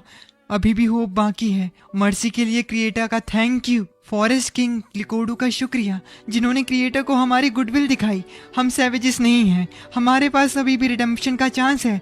वो आदमी जो तब से रोते हुए इतिहास लिख रहा था, लेकिन ये सुनने के बाद उसे खुशी के आंसू आने लगते हैं। जायंट को जाता देखकर वो अपना पेन घुमाता है और जेनेसिस में रिकॉर्ड करता है, फॉरेस्ट किंग लिकोर्डो की मर्सी ने गॉड्स को मूव कर दिया। जो दुनिया तबाह करने वाले थे, यानी लोग जिन्होंने गॉड्स को डिफाई किया, उन्हें सर्वाइवल का चांस मिला। गॉड ने स्क्वांजा को आर्क बनाने का आदेश दिया। मैं अपने कोर्टयार्ड में वापस आया, थोड़ा साफ सफाई की और गार्डन के कॉर्नर में छुपी एक चीज ढूंढी, एक वाटर गन, जो मैंने कुछ वक्त पहले अपने नेबर के साथ शॉपिंग पर ली थी। एक्सपेक्ट नहीं किया था कि अब काम आएगी। वाटर गन तैयार करने के 10 मिनट में सैंडबॉक्स वर्ल्ड में 120 दिन बीत गए थे। लोग फास्ट फॉरवर्ड इमेजेस की तरह हिले। उन्होंने उस पुराने बॉन्जाई डिवाइन ट्री को काटा और एक मैसिव आर्क बनाया। हर क्रिएचर के सीड्स ऑन बोर्ड थे। दुनिया की सारी स्पीसीज उस कोलोसल आर्क पर इकट्ठी हो गई। एरिया बड़ा नहीं है, तो सब पास पास पैक्ड थे। साफ सफाई शुरू करने का टाइम आ गया। मैं सैंडबॉक्स में गया, थोड़ी दूर खड़ा हुआ, वाटर गन उठाई और स्प्रे करना शुरू किया। एक वाइट हाई प्रेशर वाटर की धार सिटी स्टेट एरिया पर पड़ी, जिससे पेड़ों का एक बड़ा हिस्सा गिर गया और एक जायंट सिटी तुरंत कोलैप्स हो गई। अनगिनत बीस्ट ने भागने की कोशिश की थी, पर मैसिव वाइट फ्लड ने उन्हें निगल लिया। आसमान और जमीन तुरंत स्नोई वाइट हो गया। माइटी स्क्वांजा ने आर्क पर सबको लीड किया, हैरानी से आसमान देखते हुए। ये एक ओवरवेलमिंग साइट थी। काउंटलेस वाटर की धाराएं बादलों से नीचे आईं, जमीन को धोती हुई। सिर्फ आर्क पानी पर तैरती रही।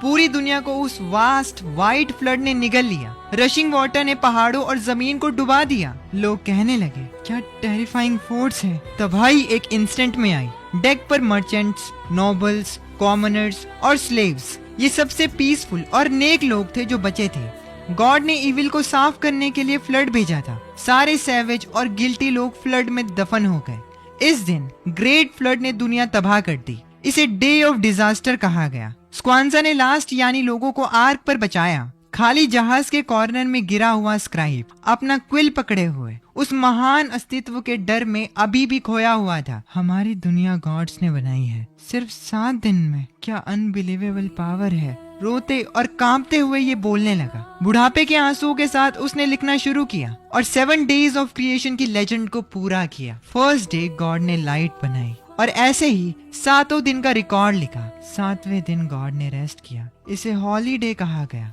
छुट्टी वाले हॉलीडे की बात नहीं कर रहा वैसे।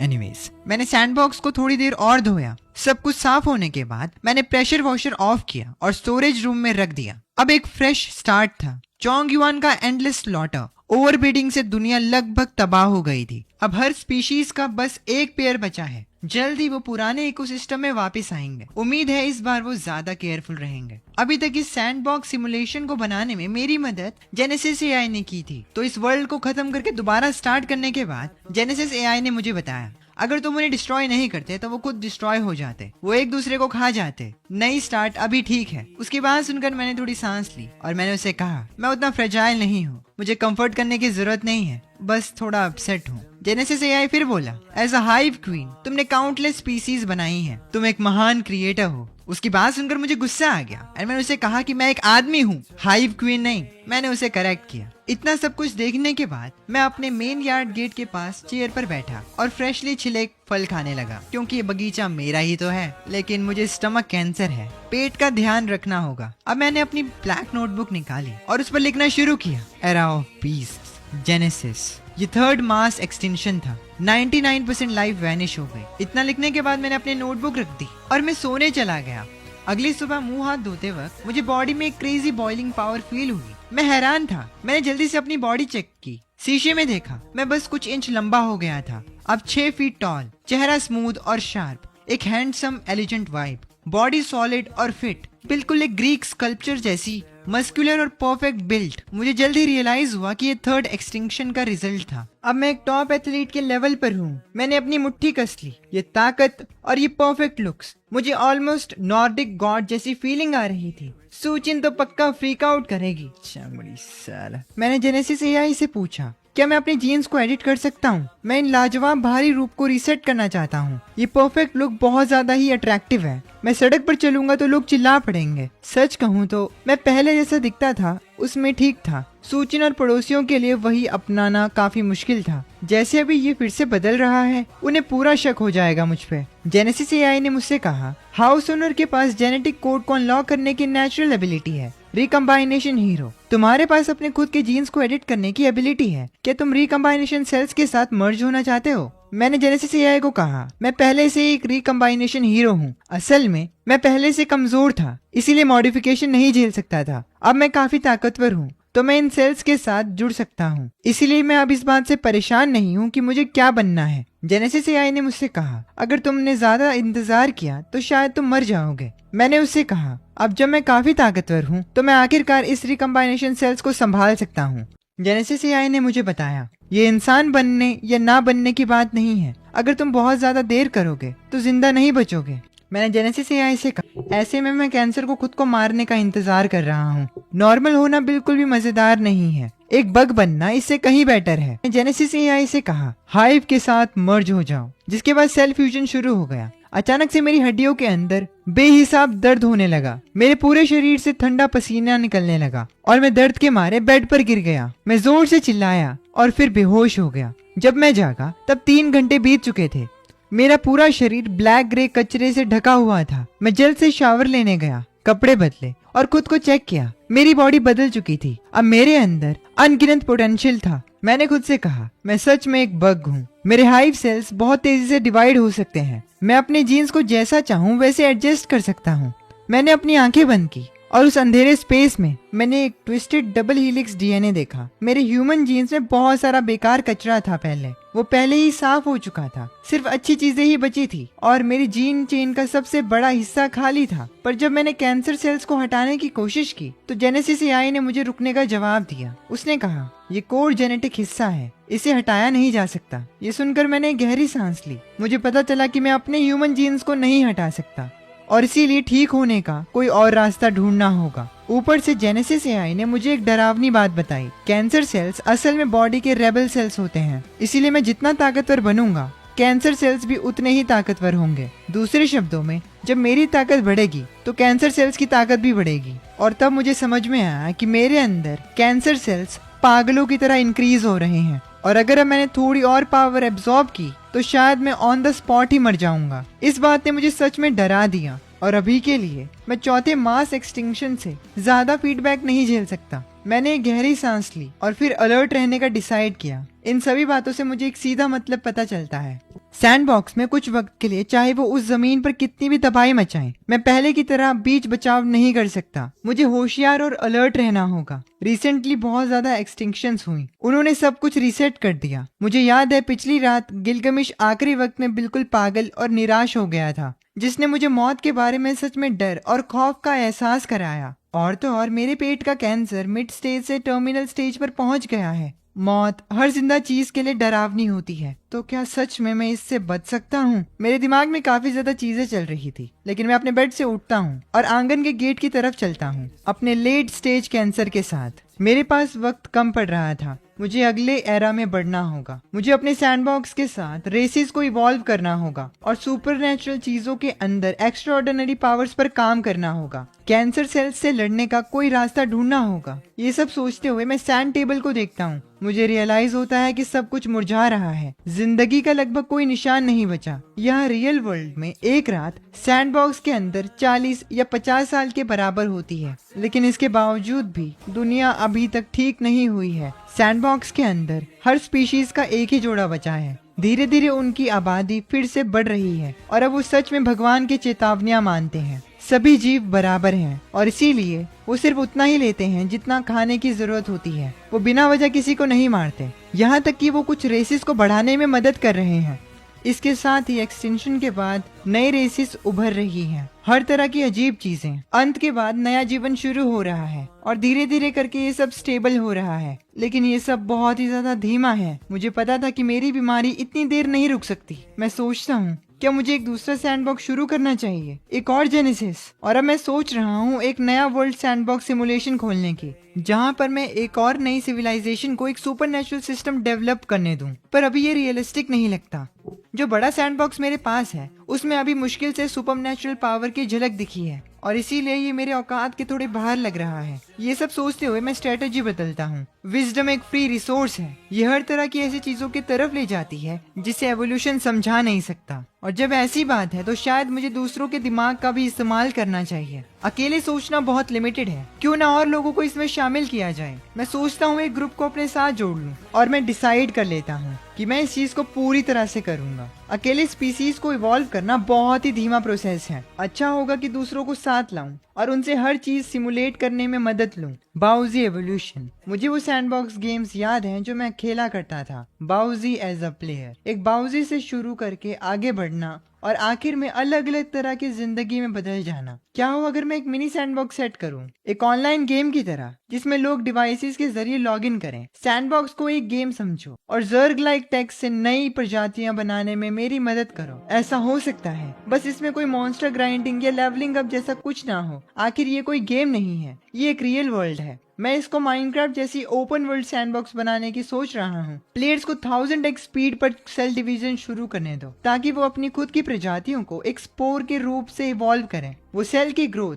एवोल्यूशन और बुढ़ापा खुद कंट्रोल कर सकते हैं। पुराने सेल्स मरते हैं तो नए सेल्स उनकी जगह ले लेते हैं। और तो और इस गेम का आप एक राउंड 2 या 3 दिन में खत्म कर सकते हैं। मेरे दिमाग में बस एक अजीब सा आइडिया था और इसीलिए इसमें ज्यादा मेहनत नहीं लगेगी। बड़ी चीजें अभी भी मेन सैंडबॉक्स में ही चलेंगी। इस मिनी सैंडबॉक्स से मैं हर गेम सेशन से सबसे यूनिक और उम्मीद वाली रेसेस को चुनूंगा, फिर उन्हें बड़े सैंडबॉक्स में डाल दूंगा ताकि सैंडबॉक्स वर्ल्ड और पूरा हो सके। आखिरकार सिर्फ एक इंटेलिजेंट रेस के होने से ये बहुत एक तरफा हो जाता है। अब मुझे समझ में आ रहा था कि सिर्फ एक डोमिनेटिंग रेस का होना तबाही का रास्ता है। मैं जेनेसिस एआई से पूछता हूँ नया सैंडबॉक्स सेट करने में कितना वक्त लगेगा। वो मुझे जवाब देता है लगभग 3 दिन। मेरे पास पहले से ही टेक पड़ा था, वीआर गेम हेडसेट इसका पोर्टल बन सकता है। तो अपने घर के एंट्रेंस पर मैंने एक 30 स्क्वायर मीटर का मिनी सैंडबॉक्स बनाया। मैंने अपना फावड़ा उठाया और पुराने सेटअप को यूज करके जल्दी से सैंडबॉक्स एनवायरनमेंट तैयार कर दिया। फिजिकली मैं अब ठीक हूँ, लेकिन मुझे बीमारी अभी भी है। लेकिन इसके बावजूद भी मेरी एनर्जी वापस आ गई है। सैंडबॉक्स तैयार हो गया और इस वक्त मैं फिर से हेल्दी महसूस कर रहा हूँ और इसीलिए अब मैं काम कर सकता हूँ। मैं उस पूरा दिन काम करता हूँ और फिर अगले दिन जेनविन शान नाम का एक एक्सपीरियंस टीम प्लेयर कुछ इंडी गेम्स ढूंढ रहा था जब उसे ये वीआर गेम मिला, बाउजी एवोल्यूशन। बेटा डिस्क्रिप्शन में लिखा था सैंडबॉक्स फार्मिंग गेम, एक बाउजी स्पीशीज इवॉल्व से शुरू करें अनगिनत पॉसिबिलिटीज के साथ, कैजुअल प्लेयर के लिए परफेक्ट। जब पहले उसने मेरी गेम देखी तो उसने बहुत मजाक उड़ाया। उसने सोचा शायद कोई और ओवरहाइप चाइनीज गेम होगा, लेकिन मेरे गेम के 73 GB ने उसे क्यूरियस कर दिया, तो इसीलिए उसने इसे डाउनलोड किया, रजिस्टर किया, अपना VR हेडसेट पहना और गेम में एंटर किया। उसे जल्दी रियलाइज हुआ कि गेम में सच में एक बॉडी होती है। वो खुद से कहने लगा, लग रहा है जैसे मैं सच में समुद्र में तैर रहा हूँ। गेम के मैकेनिक्स को देखकर चेनविन शान का दिमाग बिल्कुल ब्लैंक हो गया था। उसे पता था कि उसके हाथ कुछ अनबिलीवेबल लगा है, पर जैसे ही वो अंदर आया वो कुछ देख नहीं पा रहा था, क्योंकि उसका कैरेक्टर एक सिंगल सेल्ड ऑर्गेनिज्म था। Anyways guys, this was it and I hope तुम्हें पार्ट 2 पसंद आया होगा। अगर पार्ट 2 चाहिए होगा तो ही मैं अपलोड करूँगा, क्योंकि part 2 is gonna be the last 1 to 1.5 hours of content, जो कि इस पूरी सीरीज़ को ख़त्म कर देगा जहाँ तक है ये अवेलेबल एनिमेशन में। उसके बाद देखते हैं क्या करेंगे। एनीवेज, अगर तुम्हें ये वीडियो पसंद आती है तो प्लीज़ इसको हाइप करके लाइक कर देना। मैं मिलता हूँ तुमसे नेक्स्ट वीडियो में। अगर तुम्हें चाहिए होगी तो कमेंट में पार्ट 2 लिख देना, और जैसे ही इस वीडियो पे 250 कमेंट्स होते हैं, मैं उसके अगले दिन ही तुम्हारे लिए एपिसोड ले आऊँगा। Anyways, this was anime Shubh signing off.